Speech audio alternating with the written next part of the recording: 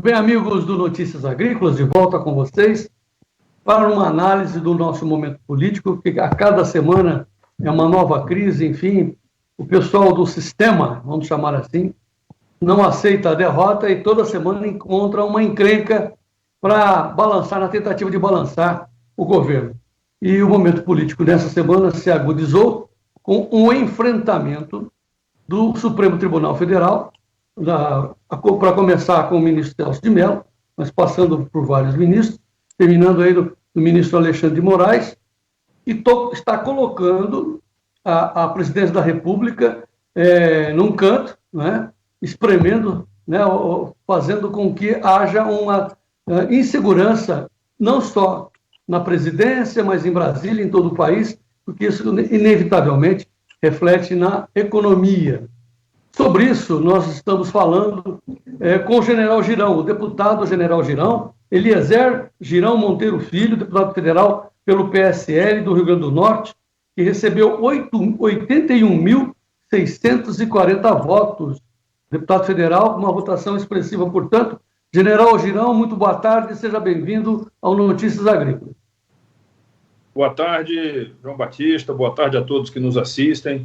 É isso daí, agradeço o espaço que me oferecem. O Estado de São Paulo, a região, o setor do agronegócio, né, o setor agrícola brasileiro é um setor muito forte. Eu faço parte da Comissão da Agricultura aqui na Câmara dos Deputados e tenho, sim, um orgulho grande de ter tido grande parte dos meus apoiadores para esses 5,7% dos votos obtidos lá no Rio Grande do Norte, fazem parte do setor da agricultura e da pecuária lá na região Nordeste. Então, muito obrigado por vocês estarem nos abrindo esse espaço e a nossa ideia é apresentar ideias também, apresentar posicionamentos que possam fazer com que cada um de vocês que nos assistem tenham uma composição, tenham um conhecimento e deduzam, né? Tirem as suas próprias conclusões do que está acontecendo com o nosso país. Muito bem, é importante a gente ampliar as informações, dizendo que o general Girão foi general, ou seja, atuou no Exército por 36 anos, portanto, oficial de reserva nesse instante, candidatou-se, está eleito como deputado federal, foi secretário de Segurança em Roraima, no Rio Grande do Norte, é um homem de experiência, tem manifestado importantes manifestações, frases e colocações nesse momento. Mas aqui é bom a gente esclarecer que não vai ser uma conversa com um integrante das casernas, como se diz. Não é nada disso. É um militar reformado, deputado federal, que é, claro, da base de apoio do presidente Bolsonaro. A minha pergunta, general, como é que o senhor está vendo esse momento? É uma questão de intranquilidade, de enfrentamento, ou é isso mesmo? Olha, com certeza absoluta, a temperatura, o clima em Brasília, a temperatura está muito alta. Se a gente pudesse fazer a comparação com a panela no fogo, eu diria que já está em ebulição, já está fervendo. O clima está fervendo. Apesar do clima frio que já está começando a fazer aqui na região centro-oeste e no sudeste do Brasil. Lamentamos isso daí, mas nós imaginávamos, e sempre falamos uma frase, nós sabíamos que não seria fácil, não está sendo fácil e não será fácil. Tá certo? Então, esses três tempos verbais do verbo ser, eles estão enquadrados perfeitamente no momento atual brasileiro. Lamentamos, aí sim, lamentamos que os representantes dos poderes no Brasil, especialmente o judiciário e o legislativo, o qual eu estou participando, lamentamos que nós tenhamos um escalonamento dessa crise política e crise de gestão. Vejam, nós estamos no meio de uma crise de saúde mundial. O Brasil talvez seja o único país que, no meio de uma pandemia que está afetando o mundo todo, nós conseguimos criar uma crise política, certo? E, com certeza, econômica, porque o viés vai acabar sendo também uma crise econômica. Conseguimos criar isso daí por conta de algumas pessoas insistirem de que as eleições do ano retrasado, elas não acabaram. Isto é a postura que a gente tem visto sempre de uma oposição raivosa, e que a gente pode depois, mais tarde, discutir sobre ela. Nós temos trabalhado em sessões da Câmara dos Deputados e o Senado também tem feito a mesma coisa, as sessões têm sido virtuais, mas, lamentavelmente, o presidente da Câmara, o deputado Rodrigo Maia, só coloca para votação assuntos, temas, medidas provisórias ou projetos de emenda constitucional que tenham acordo com a oposição. Então, isso não é um trabalho legislativo do qual eu tenho que me orgulhar, porque algumas medidas provisórias não estão sendo colocadas em pauta porque a oposição diz que não concorda e ele diz que não vai colocar porque fez acordo com a oposição. Então, a governabilidade do país ela está comprometida com isso. O Brasil faz um presidencialismo, regime presidencialista, né, república presidencialista, e que não tem primeiro-ministro. Então, é o presidente que governa, é o presidente com seus ministros, com a equipe de governo que governa. E para governar, ele precisa que as suas medidas provisórias, que é a maneira que o presidencialismo brasileiro vem fazendo já desde o começo, praticamente, da governabilidade, ou projeto de lei, ou proposta de emenda constitucional, ou medidas provisórias. São os temas que chegam na Câmara e no Senado para serem motivo de discussão e depois de aprovação. Tá certo? E, claro, sujeitos ao veto do presidente. Mas o que a gente tem visto aqui nesse período de coronavírus foi que toda a economia feita com a reforma da Previdência no ano passado, de 2019, esta economia toda foi jogada no ralo. É uma verdade isso daí. Por quê? Porque o país, a esquerda consegue colocar a cada dia mais e mais medidas de aumento do endividamento do governo brasileiro e causando o que a gente sabe que vai acarretar logo depois da pandemia. A inflação, desequilíbrio das contas, que era o caminho que a gente estava conseguindo colocar no equilíbrio. Essa situação é lamentável e a gente engrossa agora a situação, infelizmente, com essa atitude de um ministro do Supremo Tribunal Federal. Eu peço desculpas aí, João Batista, e demais que nos assistem. Às vezes, eu procuro evitar citar o nome de pessoas que eu não respeito. Então, eu respeito o Supremo Tribunal Federal, mas alguns ministros desta corte, eu realmente não nutro respeito por eles.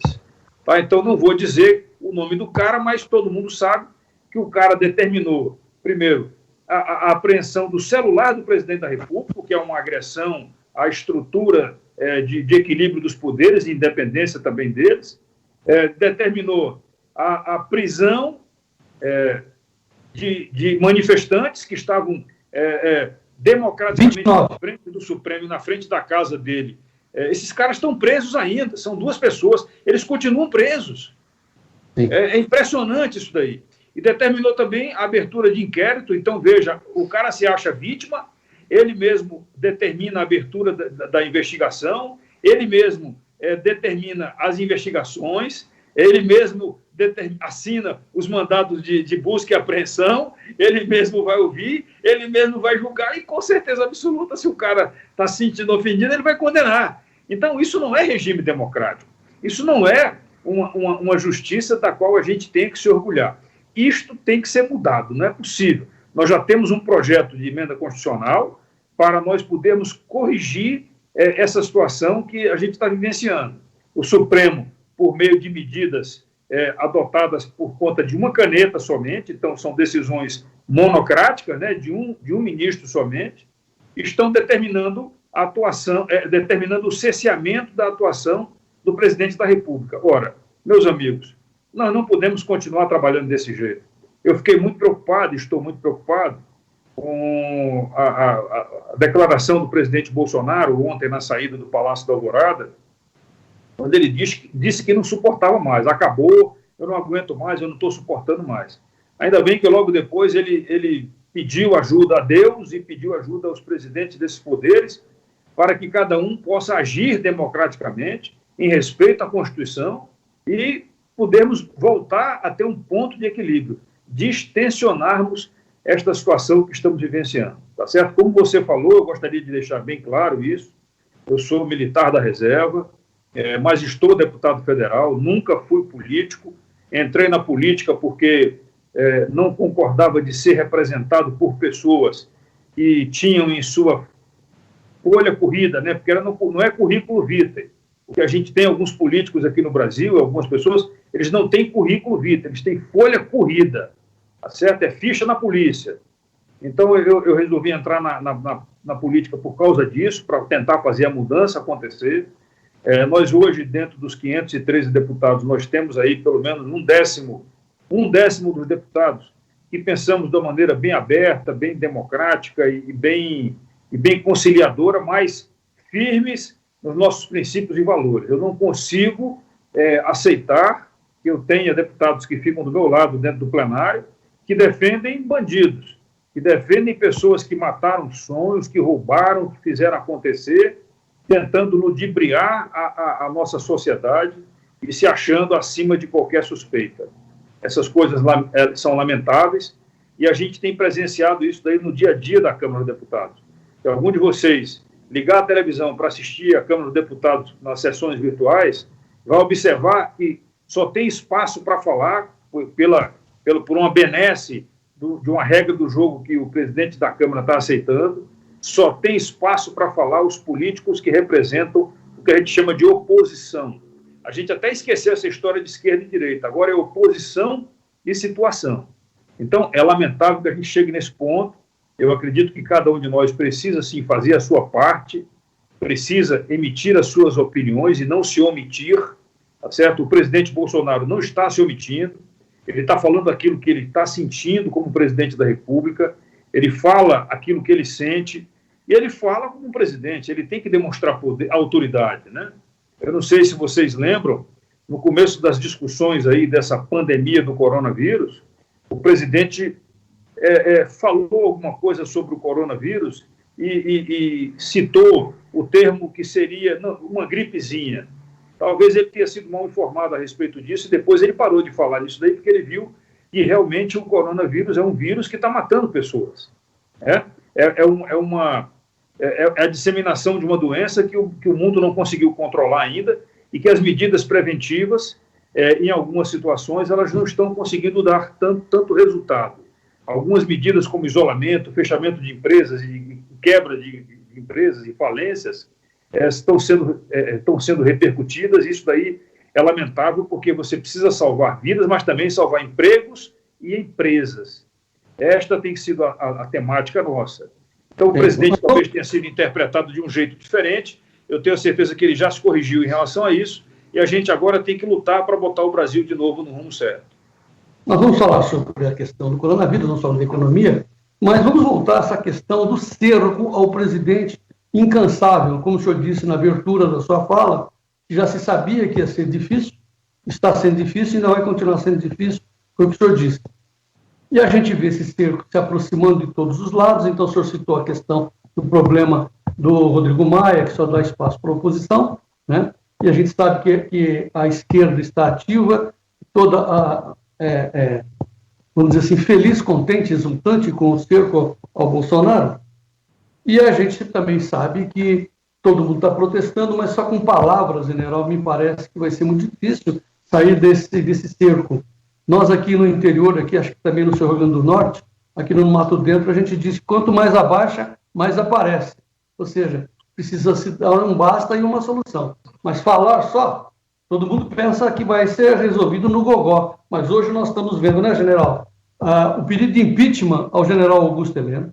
Estamos agora vendo o cerco, né, da esquerda ao próprio presidente, dizendo que há uma reclamação no Superior Tribunal Eleitoral que pode redundar no impeachment do presidente. Eles não se cansam. Como o senhor acha que o presidente tem condições viáveis, práticas, de sair desse cerco? Pois é, são duas saídas que nós sabemos que existem nesses casos. A primeira saída, me desculpe insistir nela, é na força das palavras. Palavras faladas e escritas que traduzem o que está na lei, tá certo? Então, o que está na lei, eu até vou mostrar para os amigos aqui assim, ó. Esse é o livro aqui, ó, João Batista. Este é o livro que eu digo que é o livro da lei nosso, tá certo? É a Constituição Federal. Então, o que está na Constituição, nós temos que brigar para que isso daí venha a ser cumprido. E também nas diversas leis. Eu tenho também aqui, mas não vou mostrar, o Código Penal, o Código de Processo Penal. Existem todas essas leis aqui no Brasil. Não sei se os amigos sabem, mas nós somos o país campeão de leis no mundo. Né? Então, nós temos que insistir nisso daí. É claro que a força das armas, ela deve estar resguardada, e como eu falei inicialmente, é o poder moderador. Sempre foi na história da República Brasileira e ainda no Império também. O poder moderador é a força das armas. E eu acredito que o silêncio dentro dos quartéis, como eu trabalhei lá há muitos anos, eu acredito que isso daí deve continuar da mesma maneira. Nós, dentro dos quartéis, nós estudamos a situação do país e a situação externa também. Diversos setores das Forças Armadas, eles têm equipes, estados maiores que estudam a situação. Estudamos porque, quando precisamos ser empregados em operações para pacificação interna do país, nós temos que estar acompanhando a situação para que não haja solução de continuidade tanto no trabalho executivo quanto no trabalho de pacificação e manutenção da ordem. Afinal de contas, nós temos, sim, obrigação pelo 142, manutenção da lei e da ordem, né? Garantia da lei e da ordem. Então, nós estamos, sim, em condições de insistir, eu como parlamentar, temos condições de insistir para que a força das palavras, respaldadas nas leis que nós temos, que elas venham a ser cumpridas. Do mesmo jeito como você falou, que tem um pedido que foi protocolado de impeachment contra o general Augusto Heleno, tem outro também contra o ministro da Educação, só que também tem pedido de impeachment contra ministros do Supremo, que extrapolaram os seus limites constitucionais, certo? Isso daí é uma verdade. E essa extrapolação dos limites constitucionais, ela tem que ser cobrada também dentro do Supremo. Eu sou contra o fechamento do Supremo Tribunal Federal, como algumas pessoas pregaram na manifestação de domingo passado e que continuam pregando, e parece que algumas estão querendo voltar a fazer manifestações de novo, agora no próximo domingo pela manhã e à tarde. A ideia que eu tenho ouvido agora aí é que as manifestações vão chegar à frente dos quartéis, onde tiver quartel das Forças Armadas. Eu sou contra isso daí, porque isto é uma provocação a quem tem que exercer o poder moderador, tá certo? Uma vez eu ouvi aí o presidente do Supremo dizer que o poder moderador na República Federativa do Brasil era o Supremo Tribunal Federal. Olha, seria muito bom se fosse isso, mas infelizmente essas atitudes desses ministros do Supremo, elas estão levando a gente exatamente a definir que talvez seja um dos incendiadores da República hoje, sejam algumas atitudes do Supremo Tribunal Federal. E veja que não é de hoje isso daí, né? Não é de hoje. Nós temos ministro do Supremo que foi apelidado de ministro laxante, porque todo o processo de bandido famoso que era preso, que chegava na mão dele, ele soltava. Principalmente se fosse do Rio de Janeiro, né? Por uma questão de proximidade, amizade, eu sei lá o quê. E a gente sabe que um juiz, um juiz ou um ministro e tal, quando ele é apresentado para ser o julgador de uma situação que existe alguém ligado familiarmente ou ligado na base da amizade com ele, ele tem que se declarar impedido.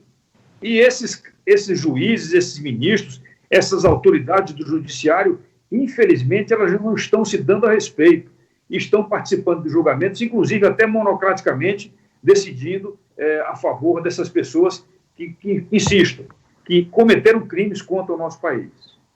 O senhor acha que a força das palavras, general, será suficiente para evitar aquela figura de linguagem que é mandar para o Supremo aqueles 2 soldados comandados por um cabo? João Batista, eu falo a força das palavras em função do que está escrito ou falado. Então, o que está escrito nas palavras escritas é a lei, é a força das leis, tá certo? Então, é isso daí que tem que acontecer. Tá. Agora sim, nós temos de outro lado o próprio presidente, né, sendo obrigado pelo Supremo, né, a primeira ameaça foi entregar o celular e assim vai. Como resolver isso? Essa é a grande dúvida de todo o país e todas as pessoas se sentem responsáveis pelo país se perguntam como resolver isso.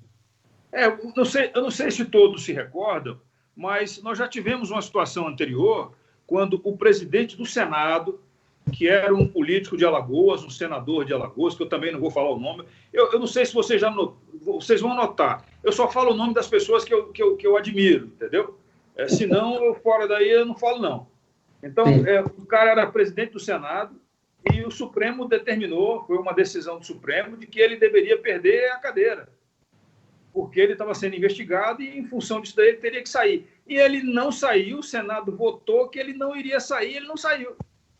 Tá certo? Eu lamento, por exemplo, que recentemente na Câmara dos Deputados nós tivemos uma votação lá que eu fui voto vencido, que a votação era para o afastamento de um deputado que está sendo investigado. Meus amigos, manda a boa norma na ética, palavra que muitos aí falam da boca para fora, certo? Manda as normas éticas, que se você está sendo investigado em alguma situação, a melhor maneira que você tem para se defender é você sair da função, se defende e depois você volta. Acho que talvez seja um dos maiores aspectos de lisura e de respeito e de honestidade que nós precisamos carregar entre nós. Eu fiz um tweet essa semana, de segunda para terça, quando teve essa operação aí determinada por esse cara do Supremo Tribunal Federal para apreender celulares de pessoas, inclusive, na hora saiu dizendo que seriam feitas apreensões também dos celulares de deputados federais. Na hora eu fiz um Twitter dizendo que o meu celular também, os meus 2 celulares, estavam à disposição. Porque se o motivo que estava levando esses colegas deputados aí, que são da base aliada do presidente da República, se o motivo que estava levando à apreensão desses celulares era eles defenderem as mesmas coisas que eu defendo, então, por favor, meu celular também tem que ser apreendido. Eu também sou produtor de fake news. Pois é, mas é uma força de expressão, evidentemente. Agora, general, aqui a questão é que o senhor está nos colocando que a força das palavras, a força da lei, ou seja, a força desse livrinho amarelo que o senhor mostrou aí, que é a Constituição, lhe dá tranquilidade, e a gente pode transmitir essa tranquilidade para a população brasileira, que isso dificilmente, para não dizer jamais, será conspurcado. A gente tem como conclusão que toda essa confusão causada pelo Supremo, pelos ativistas, pela oposição, não passa de espuma. Tudo isso se esvairá na próxima segunda-feira? Infelizmente, eu não tenho essa sensação, não. Eu acredito que a maioria dos brasileiros não tem esta sensação. Isso não vai se esvair na segunda-feira, nem na terça-feira. Esse embate vai prosseguir ainda durante muito tempo, porque, infelizmente, nós temos pessoas, e mais uma vez eu repito, pessoas que hoje compõem o que eu chamo de oposição ao governo, pessoas que esqueceram que as eleições acabaram, que nós temos um país para governar, um país para cuidar, tá certo? Essas pessoas, elas insistem em medidas antidemocráticas. É um absurdo isso daí, é um absurdo que que tenha sido protocolado uma representação no Tribunal Superior Eleitoral pela cassação da chapa do Bolsonaro e Mourão.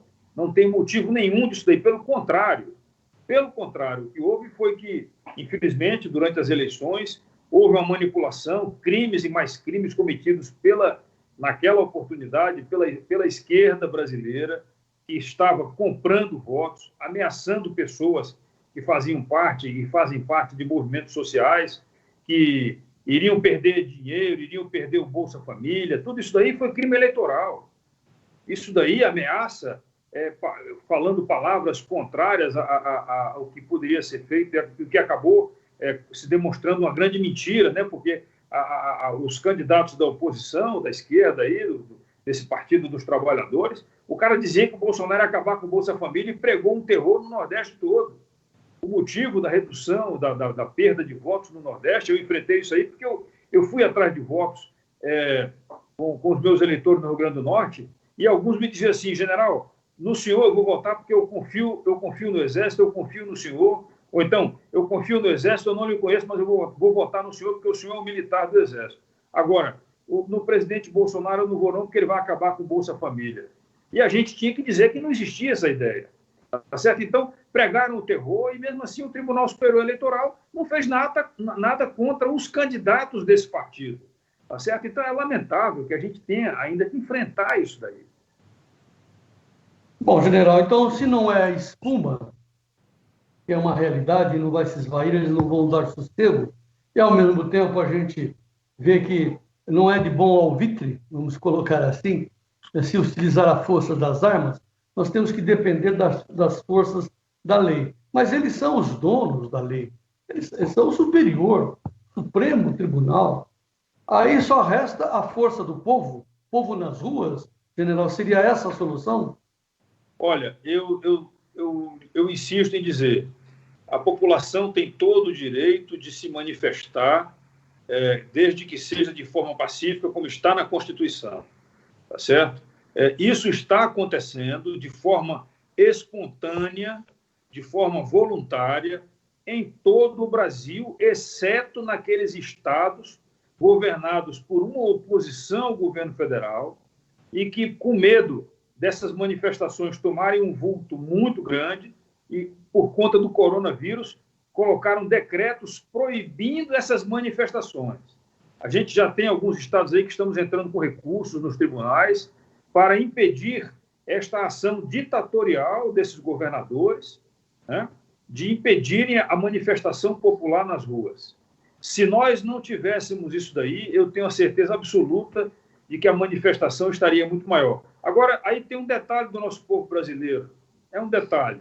Eu morei na Europa 2 anos e naquela parte central da Europa, na República da Polônia. E eu presenciei no país vizinho, a Ucrânia, República também da Ucrânia, eu presenciei na Ucrânia a população da Ucrânia num período de inverno com menos 15 graus. Ela fez o novembro laranja e foi para as ruas e ficou fazendo manifestação de manhã, de tarde, de noite, de madrugada, até derrubar o presidente que estava com medidas antidemocráticas contra a população. Então, aqui no Brasil, a gente tem um caráter pacífico do povo brasileiro, que é algo a ser celebrado, sim, a gente tem que celebrar isso daí, mesmo sabendo que em algumas atitudes de partidos políticos, de pessoas ligadas a partidos políticos, não foi muito pacífico, né? Já mataram gente, o interior de São Paulo é exemplo disso. Alguns casos no Brasil também de políticos que foram mortos por conta de diferenças de ideologia partidária. Mas, em relação a essa parte de manifestação, eu acredito que a força da democracia brasileira continua repousando ainda no povo, na população. Então, se as pessoas querem ir às ruas, se manifestem e digam o que vocês querem, porque é exatamente a força do povo. Se cometemos um erro nas eleições, a gente corrige esse erro com a força do povo. Assim foi já em momentos anteriores, quando fomos às ruas para destituir presidentes que nos envergonharam. Agora, a situação pode ser outra, e para mim é outra. Ir às ruas para exigir respeito por parte dos demais poderes. Eu acredito que dentro da instituição Supremo Tribunal Federal, nós temos, sim, ministros que primam pela prática da justiça, primam pela liturgia do cargo. E essa frase aí, liturgia do cargo, é algo que parece que algumas pessoas aí estão se esquecendo. General Girão, nossa entrevista se encerra e, como de costume, a gente permite que o senhor se dirija a quem interessar para as suas palavras finais, talvez a sua orientação diante dessas manifestações. Como o senhor disse, né, esperamos que não seja para provocar uma armadilha, né, na frente dos quartéis. Tá certo. Olha, eu queria deixar a minha palavra, talvez com certeza absoluta, esse próximo domingo seja mais um dia de manifestações no Brasil. O silêncio dos quartéis, ele tem que ser entendido como sendo um silêncio de precaução, um silêncio de estudo da situação, e que a gente consiga, dentro das armas que nós temos, que são as leis, por meio das palavras e do que está escrito, fazer com que os demais poderes e as autoridades da República elas consigam chegar numa solução para distensionar esta crise. O mais importante no momento agora que eu digo é salvar vidas, salvar empregos e salvar empresas. Nós precisamos praticar este ato de salvar. Não adianta ficar como governador de São Paulo, querendo salvar vidas e determinando que tudo mais fique fechado. O coronavírus tem demonstrado que o enfrentamento ao vírus tem que ser feito na base de um isolamento seletivo e com testes e precaução.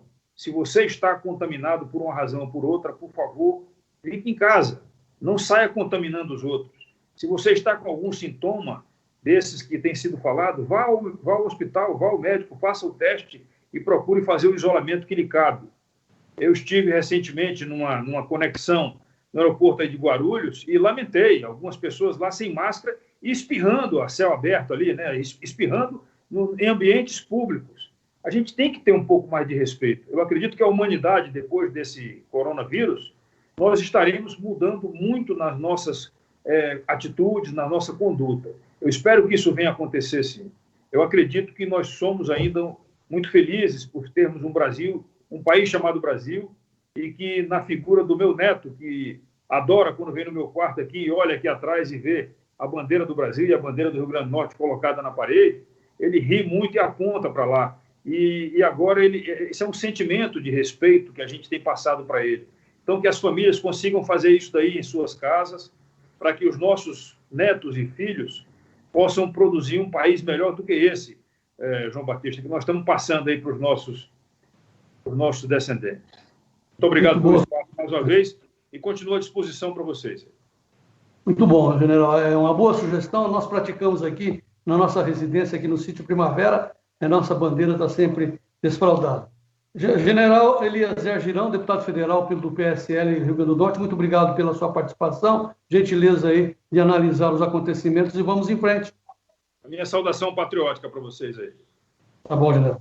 Vamos em frente. Muito obrigado. Falamos, portanto, com o general Eliezer Girão, deputado federal do PSL Rio Grande do Norte, onde ele pregou, claro, muita calma, muita paz, né, nesse momento, mas está reconhecendo que o momento é muito difícil para o presidente Bolsonaro, mas que confiam plenamente na força das palavras lastreadas na força da Constituição. É dentro da lei que nós vamos sair desse imbróglio para o bem do Brasil. Obrigado pela atenção de todos, continue conosco, nós continuamos de plantão para que o senhor e a senhora continuem sendo os produtores rurais mais bem informados do meu Brasil. E o Brasil, vamos em frente.